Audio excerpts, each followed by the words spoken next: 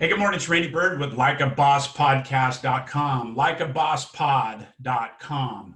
I'm bringing you this today because I want to talk about the business opportunity of being your own boss, the entrepreneur world into being the boss. And nothing fits it better than likeabosspod.com. And so what that means is this is a unique time for inspiring people to be enter into the entrepreneur space. We've got historic times with unemployment and furloughs and job losses and stay-at-home orders and COVID-19 and now civil unrest. And there's just so many reasons that people may look at making a change in their lifestyle, their career, and really more than anything, following their dreams. So for me, what it is this is a great time to follow your passion. For me, it's always been passion. I've been an entrepreneur since a very young age. You've heard the old lemonade stand type thing. That was totally me. Anything I could sell for a nickel, a dime, a quarter, I did. Went on to start mowing grass, ended up buying a couple lawnmowers, having my buddies help, multiple paper routes. This is all by probably the age of 13 or 14. Went on to really never work for anybody. I went to the military, was in the Coast Guard.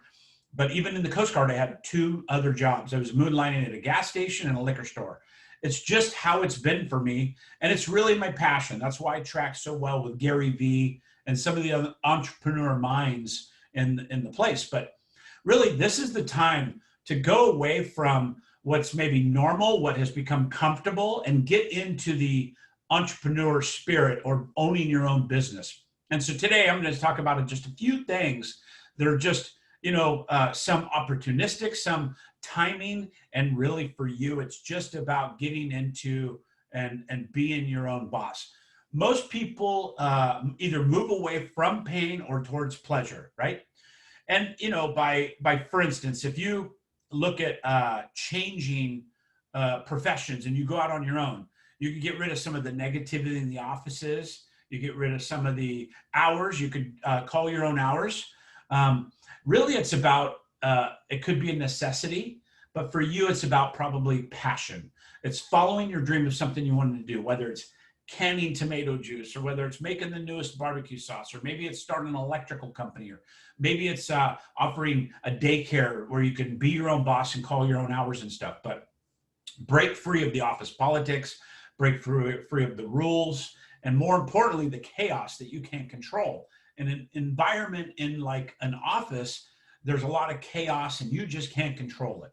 The outside factors are really in charge of that, and you're just a pawn and taking those situations, and they just come your way. You can't really avoid them. But being your own boss, you can determine what you look at, what you see. And when you change the way you look at things, the things you look at change. One of my favorite sayings, I think it's great Wayne Dyer that said that.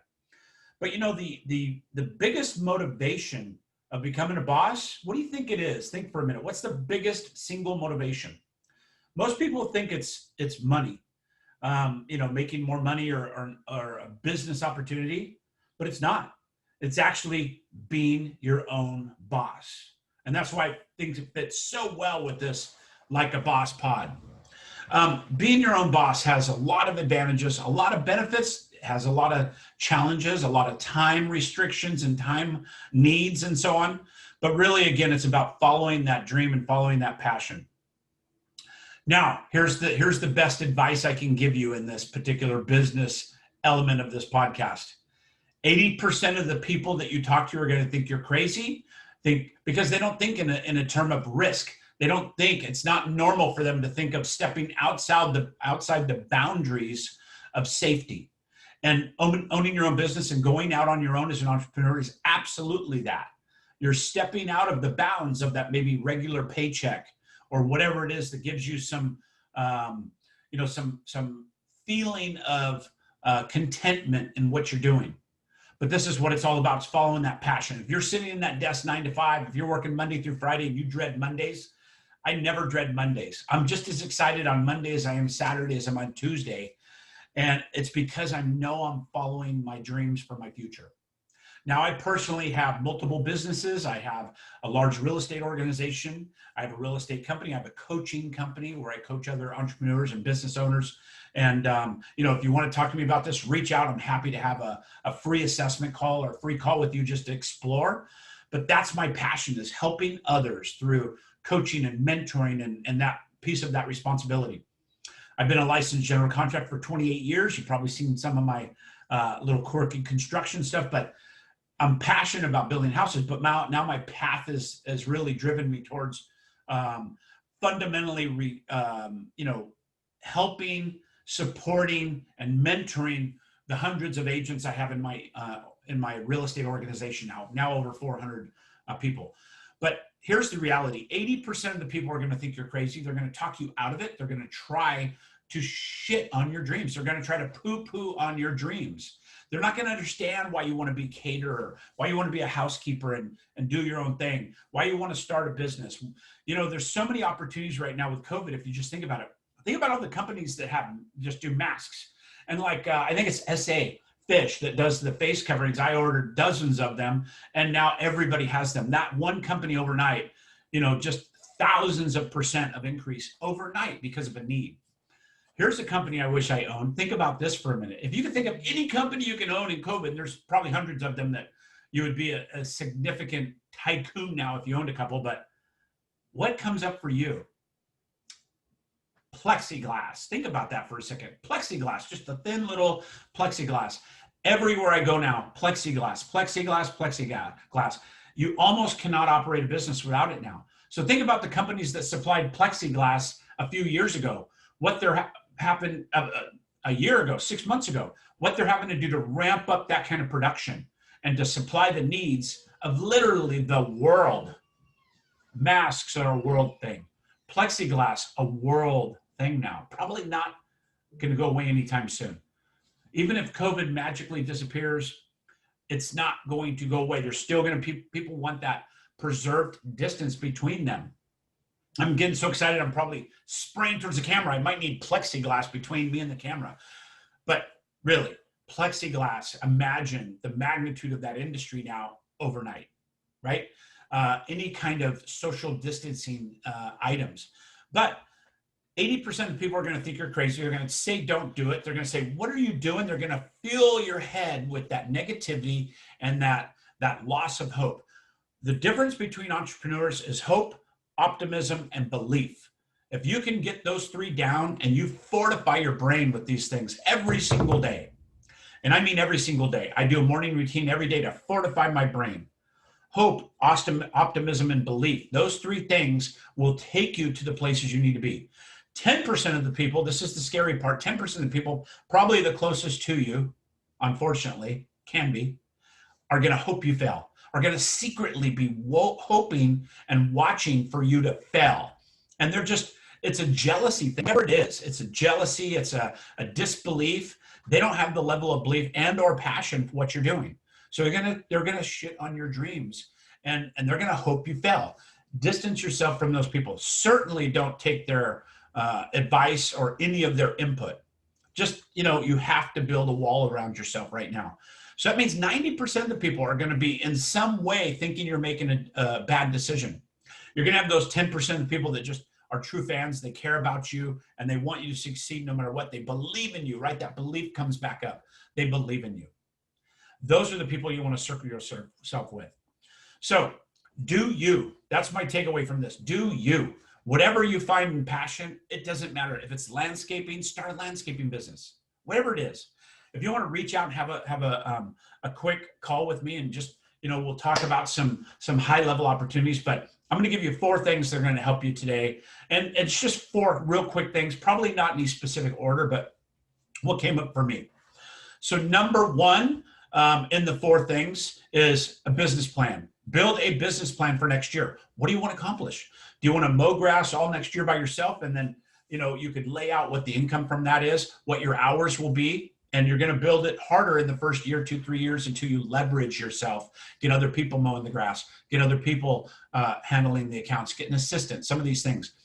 One of the key hires in any small business, in my opinion, is an assistant or somebody to take off the everyday administrative stuff off you so you could go be Vanna White to the business. You could go be the ambassador, right? So number one, build a business plan for next year. By the way, I'm having a business planning clinic. It's kind of unrelated. It's a real estate business owner business planning clinic, October 20th.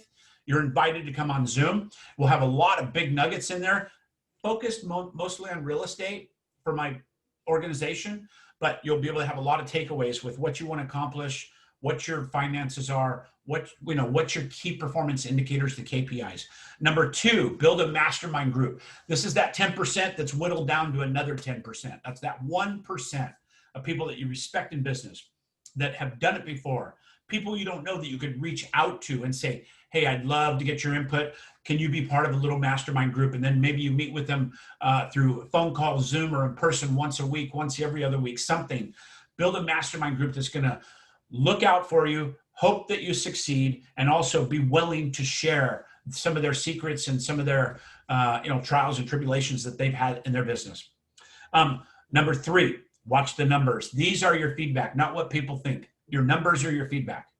If you're seeing 20, 30% growth, then you're doing the right things. If you're stagnant, it's dying. The business is not growing, then it's dying, right? Barbara Corcoran said something I loved in the first month of COVID.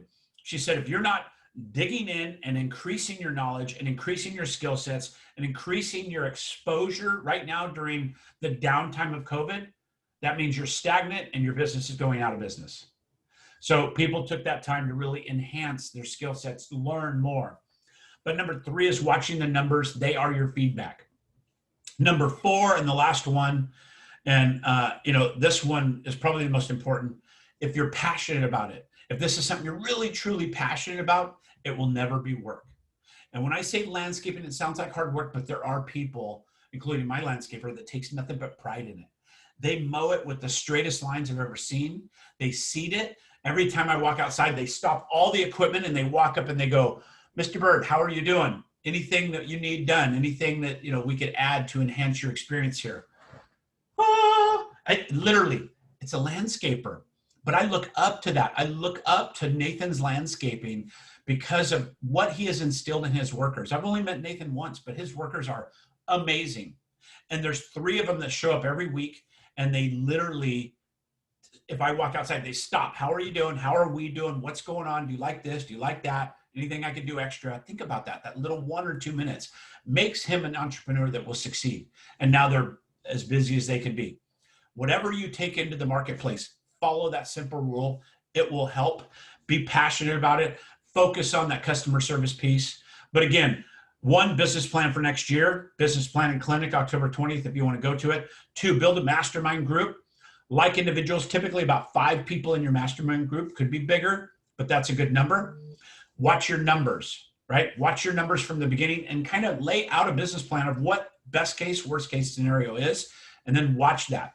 Let that be your needle of guide of success. And then number 4, stay passionate. It will never be like work if you stay passionate. So listen, thank you for being here. Just a few minutes on the Like a Boss podcast. And I'm Randy Bird, your host, and thank you. Have a great day. I appreciate you. And again, go rock the business. All right, bye for now.